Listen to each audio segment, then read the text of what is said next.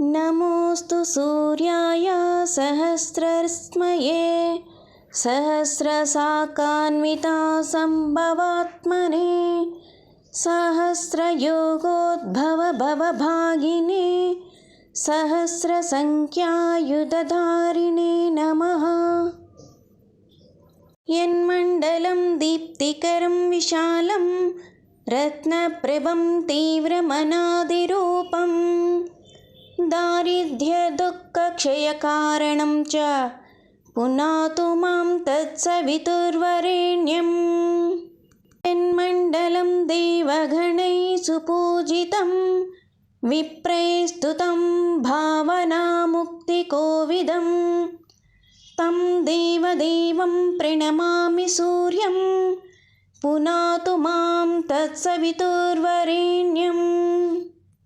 यन्मण्डलं गूढमतिप्रबोधं धर्मस्य वृद्धिं कुरुते जनानां यत्सर्वपापक्षयकारणं च पुनातु मां तत्सवितुर्वरेण्यम्।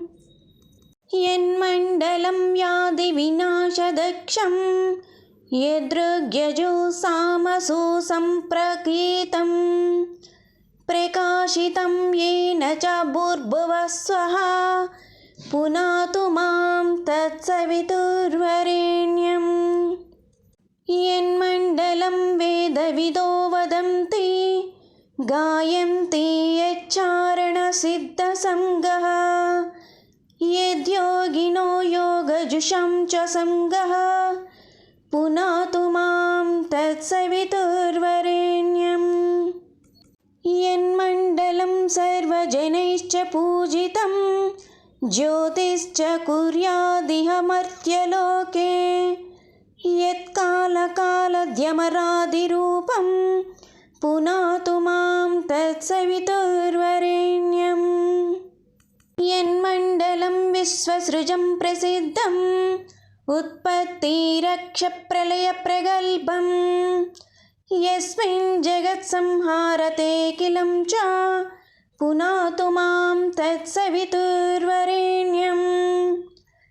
यन्मण्डलं सर्वगतस्य विष्णो आत्मा परं धाम विशुद्धतत्त्वं सूक्ष्मान्तरैर्योगपदानुगम्यं पुनातु मां तत्सवितुर्वरेण्यम्।